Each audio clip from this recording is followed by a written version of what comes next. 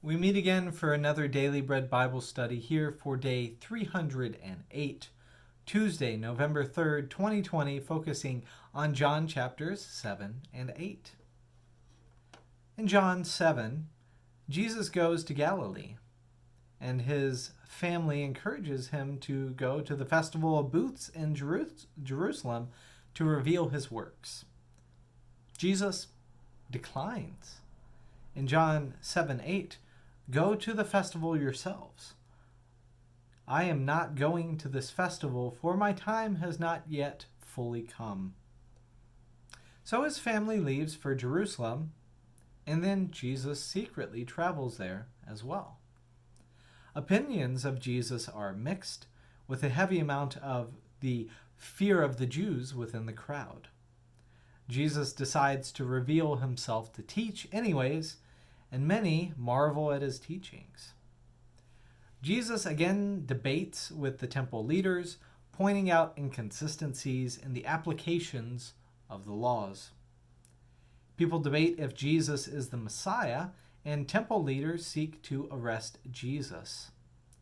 The Word made flesh speaks cryptically, saying, "Where I am, you cannot come," in John 7:34.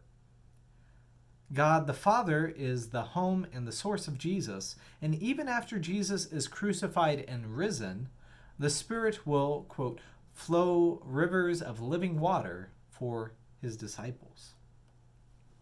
Due to uncertainty about God's role in Jesus, people are hesitant to arrest Jesus. Even Nicodemus speaks on the other side of Jesus, or on the side of Jesus, to which opponents stubbornly disregard. Moving on to John 8, Jesus then reveals his desire for mercy. In a test by the scribes and the Pharisees, they bring a woman caught in adultery and ask for a verdict from Jesus. Instead of focusing on their letter of the law, Jesus writes letters on the ground. Imagination is left to what Jesus wrote. Are the writings somehow connected with the Jewish leaders leaving? How are they connected with his phrase in John 8, verse 7, "Let anyone among you who is without sin be the first to throw a stone at her"? Now, to me, Jesus implies that judgment belongs to God, who is without sin, and that humans who have sin should not be eager to condemn or kill others. Additionally, since Jesus is God and also without sin, he could pronounce judgment, but instead he chooses mercy. In John 8:11, "Neither do I condemn you.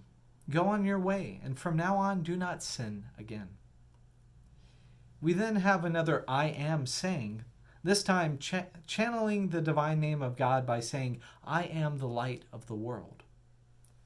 Just as light exposes darkness, and reminds me a lot of the opening dialogue in John chapter 1, Jesus exposes those motivated by human righteousness instead of righteousness from God.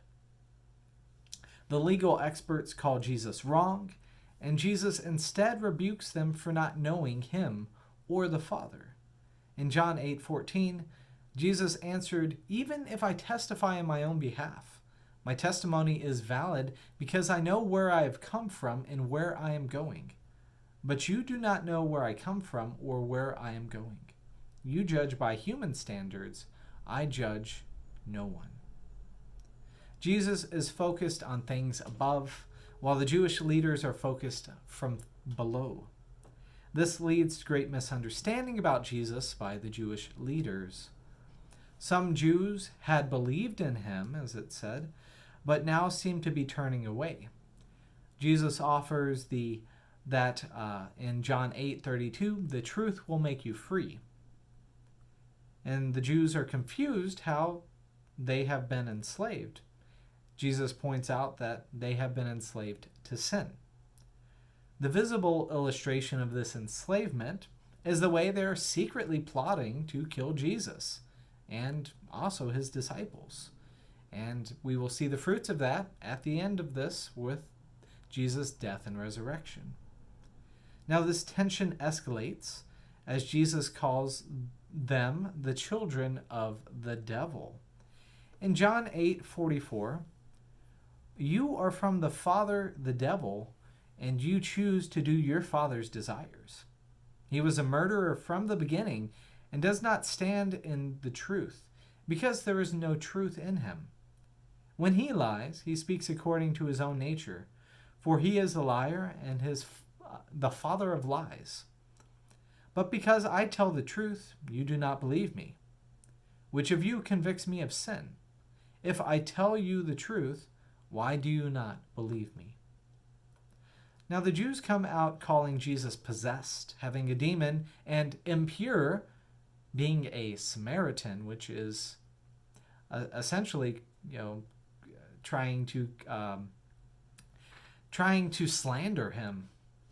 Jesus responds that he will never see death, to which his critics even say that Abraham died. Since Jesus is the living word that has existed from creation, human death and life and the concept of chronology are really insignificant for this divine being made flesh.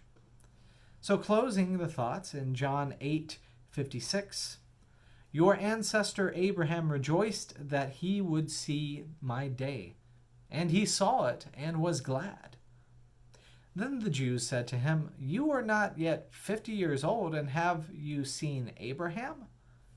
And Jesus said to them, very truly I tell you, before Abraham was, I am.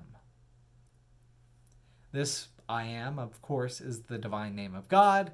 It could be seen as blasphemy, which is why they pick up their stones in verse 59. So they picked up stones to throw at him, but Jesus hid himself and went out of the temple. The conflict will only continue, the misunderstandings will continue, but you as disciples know the truth, and the truth will set you free. So may you accept the truth of Jesus and live in the spirit and life that Jesus provides for us.